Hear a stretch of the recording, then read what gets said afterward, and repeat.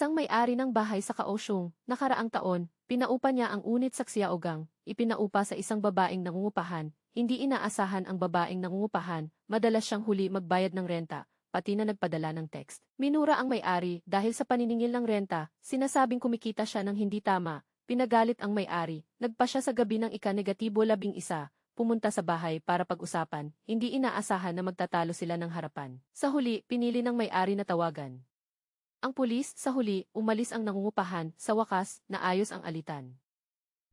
Alam mo ba nagvi-video kami? Huwag mo akong itulak. Ano ang minumura mo? Nagkumpulan ang ilang lalaki sa may pinto, nakipag-away sa babaeng nangungupahan, lalong lumakas ang sigawan.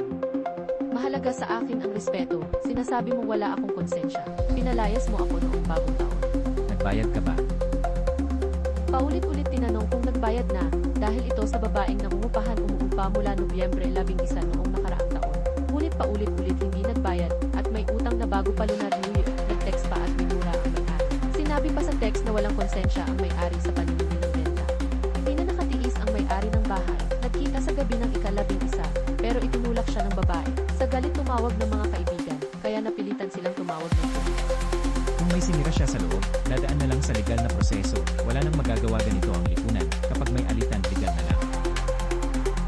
Ang dating nangungupahan na si Miss Yu, gusto ng may-ari umalis siya agad. Nagkaroon ng pagtatalo ang dalawang panig. Sa huli dumating ang pulis upang ayusin ang sitwasyon. Kalaunan pumayag ang nangungupahan na umalis.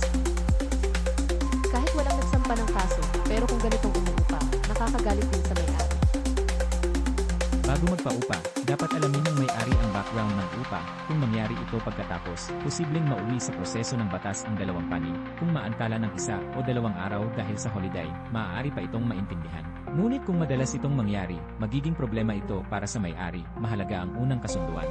Kapag may nangyaring hindi pagbabayad ng renta, maaaring magsagawa ng legal enforcement ang may-ari. Pag pinaupa ang bahay, gumawa ng malinaw na kontrata para maiwasan ang ganitong problema. Gusto mo ba ang content namin?